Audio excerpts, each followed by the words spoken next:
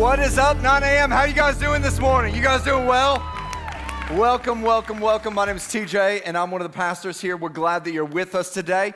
And can we go ahead and welcome all of our friends and family that are watching us online right now? Can we give it up for them?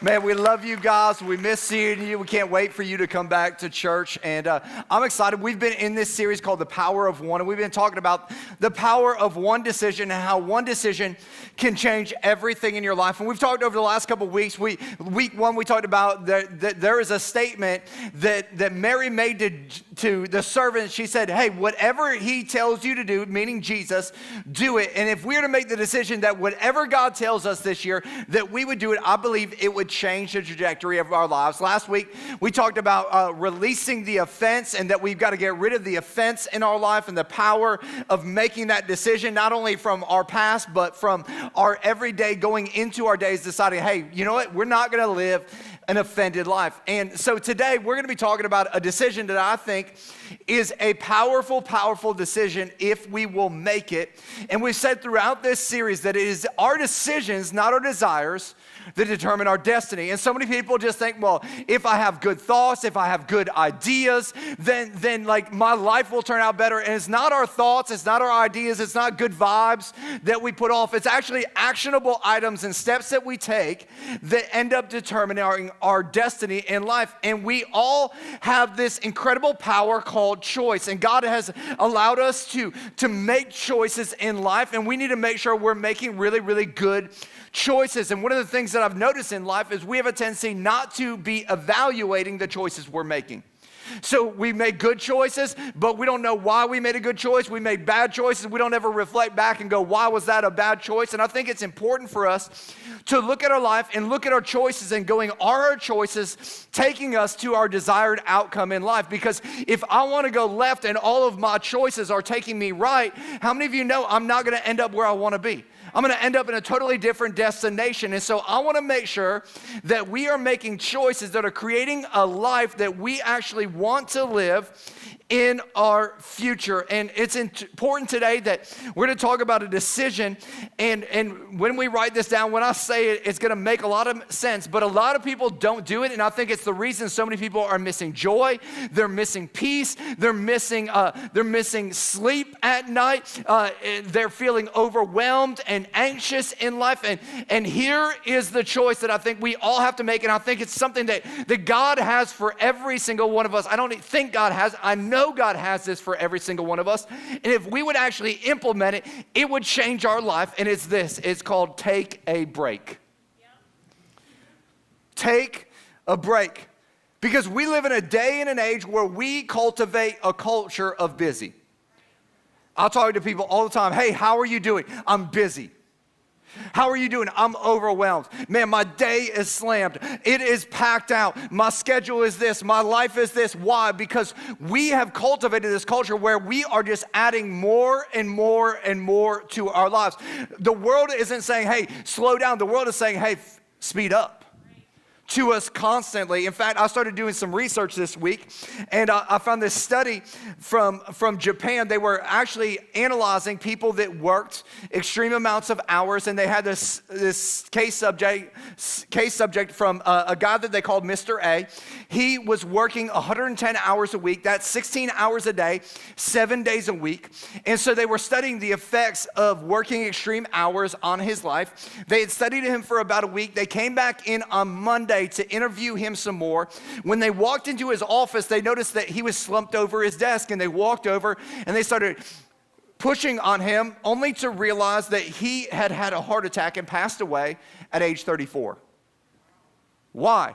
Because he forgot the principle of taking a break. Because we are living in a day and an age that is pushing us for more and is pushing us to the limits. And our culture is demanding more and more and more and more of us. In fact, I found another study that showed that Americans work 137 more hours than Japanese workers. That's about 2.5 hours more a work week than the average worker. We work 260 hours more a year than British workers. We work 499 more hours a year than French workers. Gallup just recently did a poll looking at people's health and how they feel about their jobs and how they feel about their work. And do you know that 44% of people said, I feel like I'm burnt out at my profession?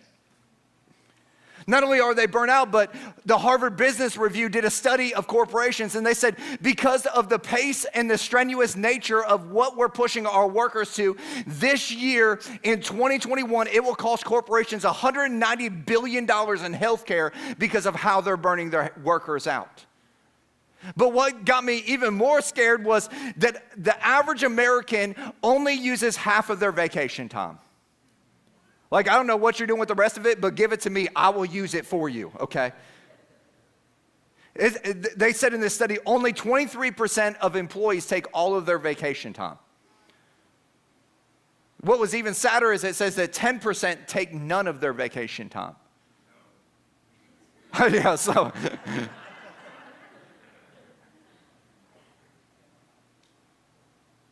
Going into the health and medical field, I found this from Dr. Praveen Gard. He deals with AFib, which affects 33 million people, 133,000 people in America die from this every year. He says, we've known that stress can cause other types of heart disease, but this is the first study to really link exhaustion to potentially increasing your risk for cardiac arrhythmia. He says, man, people are just working too much without taking a break. Here's another one from Dr. Matthew Sleeth, who is an emergency room physician. He says the vast majority of the issues that I saw coming to the hospital were due to the fact that the body had been pushed to such a limit that the result was sickness and strain. And you know what his solution was? His solution was every single week, people need to take a break. And I'm telling you, church, there is a way that God wants you to live, and I'm going to show it to you today because I don't think we are living it, and I don't think we as a culture, we do this very well. In Ephesians chapter 5, verses 15 through 17, it says, so be careful how you live. Don't live like fools, but like those who are wise, making the most of every opportunity. He says, don't act thoughtlessly. And so many of us, we go through life and we just act thoughtlessly, specifically when it comes to how we approach work. We just work this way because this is what all of our coworkers do. Or I work this way because that's the work ethic my dad had. And so therefore I need to be exactly like my dad because that's what I saw. So I have to emulate that. Or that's what all of society is telling me to do, so I have to do that. Or they said in college, this was the pace and the race that I would have to take, so I'm doing that. And we just go through and we do it thoughtlessly. It actually says, but understand what the Lord wants you to do. And so we've got to be careful how we live. No, we're not going to live like everybody else just because that's what they have done. God actually wants something different for us. And so if you're constantly getting sick and you're constantly being exhausted and you're constantly feeling burned out, let's actually figure out what God's will is for your life. And the good news is that we don't have to search very far because God has actually talked about this subject and he's got something for every single one of our lives. And let's see what God actually says about this. And I believe that if we'll make this choice to take a break, it will change everything about our life, not only this year, but for all the years to come. In Exodus chapter 31, it says this. God says, you have 6 days each week for your ordinary work. What that means is that you should have a job. Like, that's a spiritual thing, having a job. I know some people are like, I'm just taking a break. I'm burnt out. No.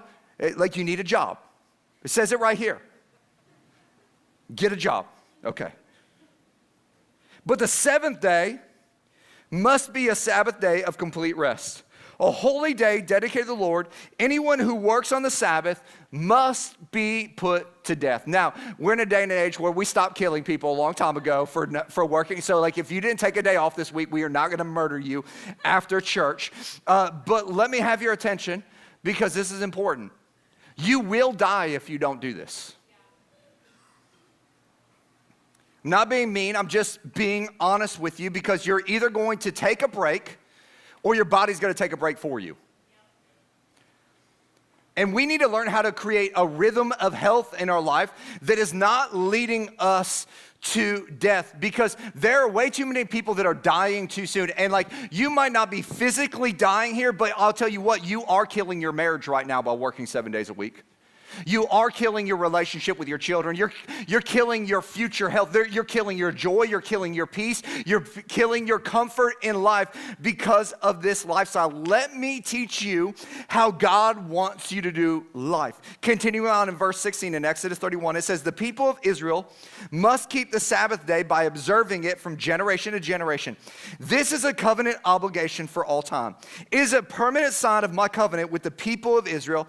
For in 6 days the Lord made the heaven and the earth, but on the seventh day, he stopped working and was refreshed. Now, let me just stop here and clue you in. God did not need to take a break and rest. It wasn't like he created all of creation. On 6th day, he created man. On the 7th day, he's like, man, I cannot believe I created these people. They are already wearing me out. I need a break. God was not overwhelmed by us. But God did institute this because he realized that we would think we were like God if he didn't set some boundaries in life, so that we would understand that we need to take a break and enjoy and live out to the fullest this life that he's actually giving us time to live. And if you're working it to death, it means you're going to miss out on the enjoyment that God has. So he created a system.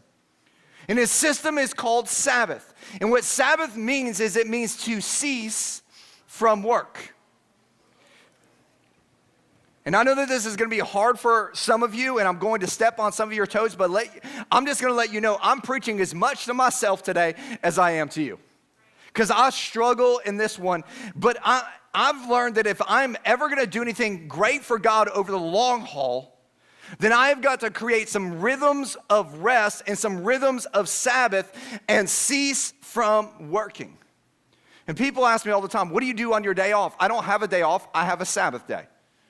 I have a day where I do not do my job, which is talk to you. It means I just take off from my professional work. So what does that mean for you? It means if you're an accountant, on your day off, you don't account. If you're a doctor, on your day off, you don't practice medicine. If you're a preacher, you don't preach a message. You don't prepare messages. If you're a teacher, you don't teach. You don't grade papers that day. If you're a stay-at-home mom, I'm sorry, I don't know what you do. I feel for you, though. If you're a clown, you don't clown that day. No smiling, no happiness, none of that. If you're a student, it means you don't study that day. It means that for one day, you take a step back and you say, hey, whatever it is I'm going to do, I'm not going to do that today, and I'm actually going to enjoy life. I'm going to go golfing. I'm going to go to a coffee shop. I'm going to enjoy time with my family. I'm going to go and I'm going to sit outside. I'm going to read a book. I'm going to go to the beach, and I am just going to enjoy life. Notice I did not say on that day, go to church. See, like we're moved beyond the law, and a lot of people have different schedules, and we have different things. It's a principle thing that one out of the 7 days needs to be a day where we actually take a break. And I know that some of you in your mind right now, you're fighting me on this, but let me encourage you because there are some reasons for this. And the first one is this, is taking a break is a command. Now, I don't know about you, but when I was growing up, every time my parents would ask me to do something, I would ask them the question, why? Any other person out there like that, you always ask your parents, why? And my parents would always say, because I said so. You had the same generation of parents that I had, right? It's like, I don't like that answer. I want to know why. And they would just go, because. And that was sufficient, or that meant I was getting a beating. So I went with because works for me. And I hate to do this to you, but in this one, I'm going to give you the why in a second. But it's also just because God says you should. Like God gave a command for us to do something, and he wants us to do it. And I want you to think about this because he created a list of the top 10 things he wants for you to have a healthy relationship. It's called the 10 Commandments. And in that list are some pretty big deal things like don't worship any other God. Another one is like don't kill your neighbor. That's like a big one. Don't lie. Don't steal. And like right in the middle of it, he drops this in Exodus chapter 20. He says, remember to observe the Sabbath day by keeping it holy, which, by the way, if you read the 10 Commandments, for every single one of the commandments, it'll be like, don't kill, and then like a little blurb of a statement. But for some reason, God didn't just make like a little blurb statement on this one. He wrote like a couple of paragraphs on this one about keeping the Sabbath holy. And the reason why he did that is because he knew that we would fight him on this one more than any other thing. He knew that we would come up with all kinds of excuses of why we don't need to rest, why we need to continue to push through and continue to work and continue to do more. And we would come up with things and we would say, man, we'll rest when we get to heaven. And I'll just tell you, you're going to get there faster than everybody else. He says, so remember to observe the Sabbath day by keeping it holy. You have 6 days each week for your ordinary work, but the seventh day is a Sabbath day of rest dedicated to the Lord your God. On that day, no one in your household may do work. This includes you and your sons and daughters, your male and female servants, your livestock. You can tell that they had dogs because you don't have to tell a cat to Sabbath. All they do is rest right there. It's true. Cats are lazy. And any foreigners living among you. For in 6 days the Lord made the heavens and the earth and the sea and everything in them. But on the seventh day he rested. That is why the Lord blessed the Sabbath day and set it apart as holy. God is basically saying, hey, this is something I want you to do. It's something that I take seriously and I need for you to take seriously. And God gives us this command not for his benefit, but for ours. See, what I've realized is that God's commands aren't to punish us, but they're always to protect us. See, God's not trying to keep you from getting that raise or getting that promotion at work. No. He's trying to protect you from yourself, because you know who will lie to you more than anybody else? You. And you'll come up with all kinds of excuses and reasons why you can break this rule and why it's going to be beneficial for you. But at the end of the day, he's trying to protect you from yourself and you hurting and harming yourself, because he knows you need rest in your life. And I'll explain why here in a second. Number two, taking a break is for your benefit. Taking a break is for your benefit. And this is a revelation that I've recently realized in my life. Every time God asks me to do something, it's not for his benefit. Like every time God asks me to give, it's not because he's up in heaven going, oh my gosh, I don't know how I'm gonna pay the mortgage this month. Money is tight and I really need TJ to bail me out in life. No. God is asking me to give because he knows that by me giving, it's gonna do something in my life that I don't really see or understand right now. He's looking at it going, I know what is best for them. And I know if you'll obey, here will be the result of it, even though you can't see it or understand it right now. So every time he asks you to serve, it's not because he needs you to do something. It's because he knows that what serving will do for you in your life. He knows the benefit in advance before you ever experience it. When you give, it's not because he needs something from you. It's because he wants something for you. He sees the benefit of it way in advance. And he understands when he gives us the command to rest, there is a result afterwards that is a healthier life, a fuller life, a life that is more refreshed and ready to go, because you've created a rhythm of rest in your life. And see, the religious leaders of Jesus' day, they had taken this idea of rest and they had skewed it and they had made it difficult and they had made it burdensome on people. It's one of the reasons why churches don't talk about this anymore. They don't talk about the fact that you need to rest because it became a burden on people. And Jesus actually says this in Mark chapter 2, verse 27. He said, the Sabbath was made to meet the needs of the people, not the people to meet the requirements of the Sabbath. It's an important thing. God instituted this to meet our needs. But we've got to learn the benefit of this so that we can experience what he's trying to do in our lives. And let me just say this, we as Christians, we are paying a steep price for violating God's law of Sabbath. I see it in your health. I hear about it in your marriages. I see it in your life, and you just aren't enjoying things the way that God designed you to enjoy them. And I've learned for rest in my life is three things. It's a daily thing. There's got to be a point in time every single day where I just learn to unplug and walk away. Like there is a point in time every single day that emails stop getting answered, phone calls stop getting taken. Why? Because I need a break from the stress of it. Why? Because it's for my benefit. Then it's weekly. There's one day a week that is my Sabbath day. It's on Friday. On Friday, you call me. I'm not answering your phone call. You can call somebody else. There's somebody else that's working here. It's not because I don't love you. It's because I actually love me. And I know that if I want to be your pastor for the next 20, 30 years, then I've got to make sure that I'm taking care of me so I actually have the endurance and the strength to do that. And you only accomplish that through taking regular rest. And then it's seasonally. It's just where you take a break and you get a vacation and you get away, and you need to institute this principle of rest in your life. I learned this 2 summers ago. I was on the verge. I wasn't on the verge. I was having a breakdown.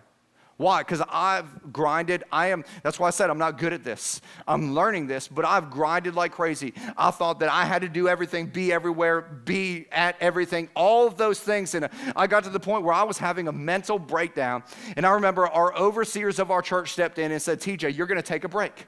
And I thought to myself, man, I can't take a break. I have too much to do. Anybody ever, right before vacation, it's always like, man, there's so much to do. How am I gonna get away when there's all this, like, this stuff is just gonna pile up, and there's gonna be even more to do when I get back. I'm not even gonna be able to enjoy this time away. And I remember it took me like a week to start to decompress and start to get out of the mindset of that. And within 2 or 3 weeks, man, I was in this place, and I started to realize this thing. As long as you're working on it, you don't ever have time to enjoy it. As long as you're working on that career, you don't ever have time to enjoy that career. Like, you need to stop working on your kids and just every once in a while enjoy your kids.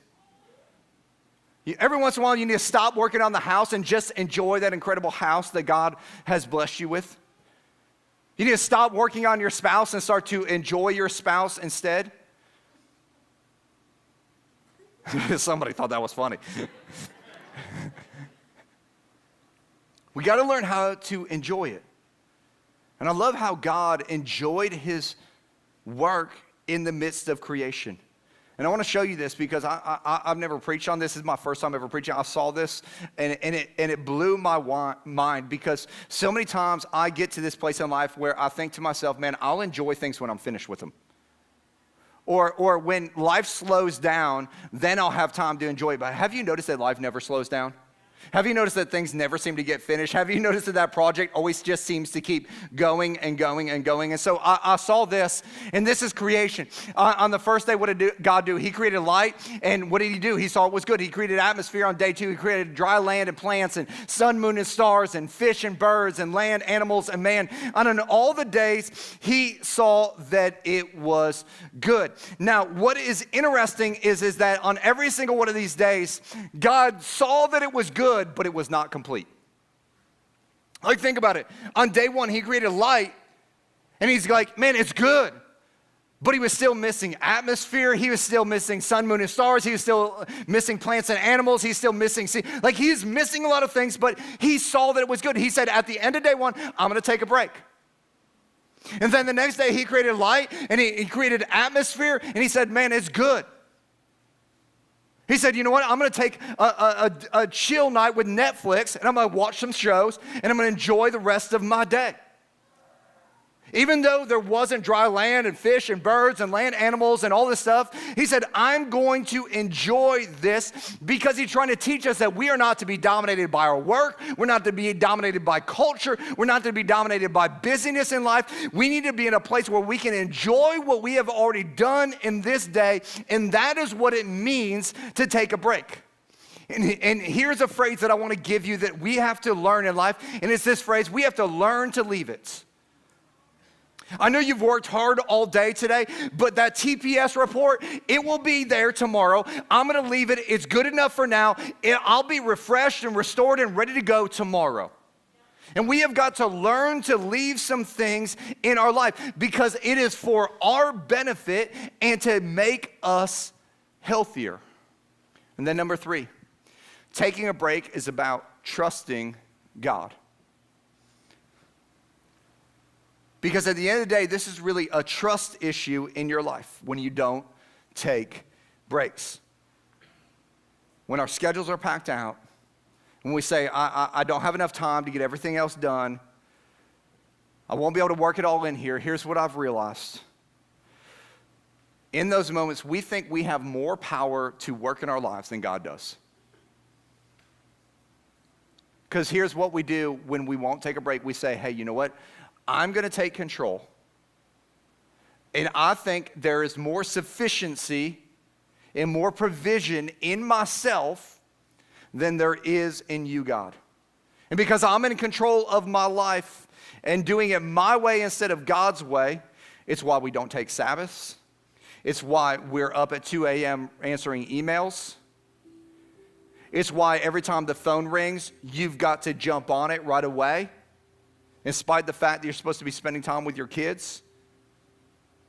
Because we all think, well, if I don't do it, how is it going to get done? Like, if I'm not present, what's going to happen? And we forget that we have this God that actually wants to fight on your behalf for you. And you aren't supposed to be doing this thing alone. You actually have a partner in this, and God actually wants to come and not just work with you, but he wants to actually work for you. That's why in Ezekiel chapter 20, he says, I gave them my Sabbath days of rest as a sign between them and me. It was to remind them that I am the Lord who had set them apart to be holy. This is a beautiful verse. He's like, man, I gave you a break. And there was so long in my life, I thought that I had to do everything. I remember there were years where I preached 52 weekends a year. There were years where I was at every single meeting that happened in our church. I was a part of every single conversation that was going on. And I thought, if I don't do these things, who will? And if I'm not present at everything, who will be? And I remember I was running myself ragged at this one point, just working like crazy. And I had this kind of conversation with God where he just kind of slapped me upside the face and he said, TJ, do you want to build the church or do you want me to build it for you?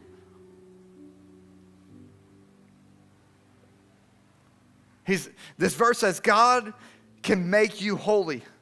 He said, man, I gave you a Sabbath so you can rest. And while you rest, I'll do what you can't do in those moments. And when God works that way, people look at you and go, well, how did you do that? People come to us all the time like, man, how did you build in 2019 the 7th fastest growing church and then 2020 the 6th fastest growing church? I go, I don't know. God did it. I just know I take a lot of vacations. I take a lot of days off. I take really good naps. Why? Because I'm not doing it. Because I learned this principle. When I work, I work. Like, I work my butt off. I will slay it all day long. But when I rest, God works. Like, when I step back and I say, hey, I've put in my time, I'm going to take a break and I'm going to rest here and I'm going to rest in your sufficiency, all of a sudden he jumps in and starts working on my behalf. And what he wants from every single one of us is he wants us to release that trust to him. And I'm going to say this, I'm going to say it bold. If you're working 7 days a week, you don't trust God. No, I do. No, you don't. You trust you. And he loves you enough today to tell you that if you want a life full of joy and peace,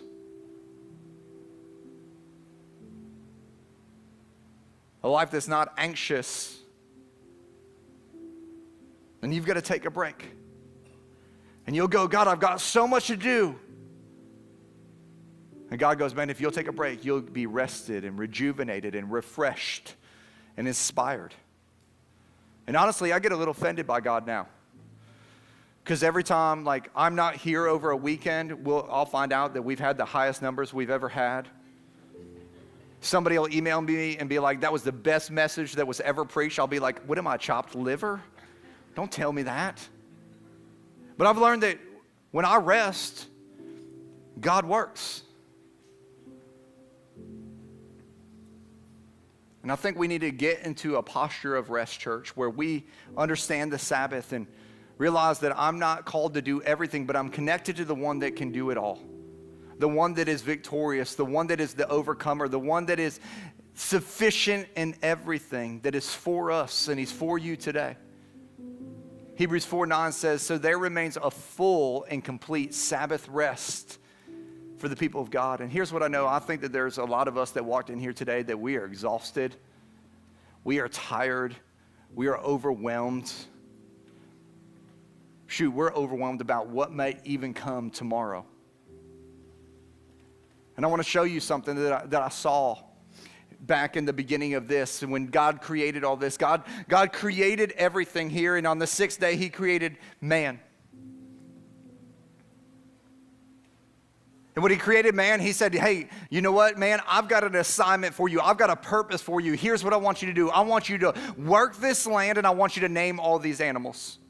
Now, we just arrived on the scene, so of course, we're like ready to go. We're like, man, I'm ready to name some animals. I'm ready to get to work in the land. I'm ready to go, God. Let's get after this. And God says, hey, you know what? Tomorrow is the seventh day. You know what we're going to do? Before you get started, here's what I need you to do. I need you to rest.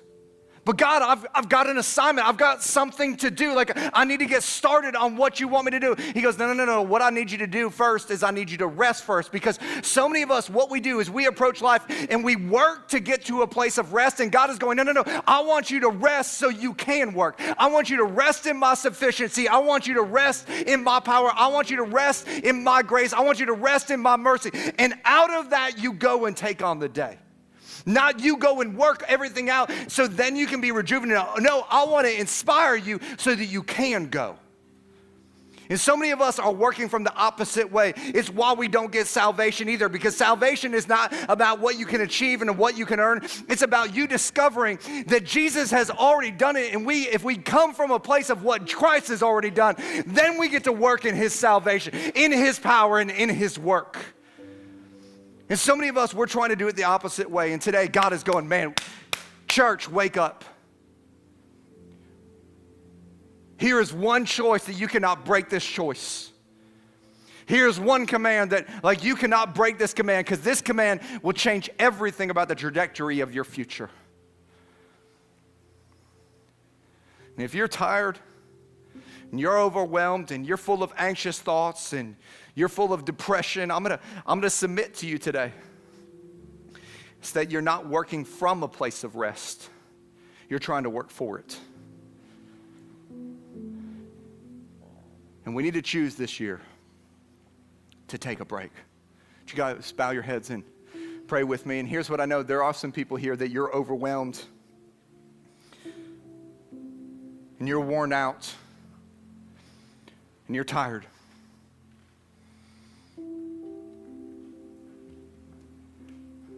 And here's what I know is that God's grace is sufficient for all of your needs here today. And I believe that if we'll start making a commitment that God, we're going to take your principles seriously. And we're going to live obediently to them, because that's what you've asked us to do, that God will fill that deepest need in our lives. And so, God, I just pray for every man and woman, every student that's in here that feels overwhelmed, that's been working for rest, not from it. God, that your grace would be sufficient and that you would restore their soul right here and right now. God, that as they choose to apply your truths to their life, God, that they would feel the sufficiency of you coming up and filling the empty places of their life. God, that them thoughts that have been racing in their mind would cease to exist right now in Jesus' name. God, that the adrenals that have been just strung out from anxiety and stress, God, would be rejuvenated in their body.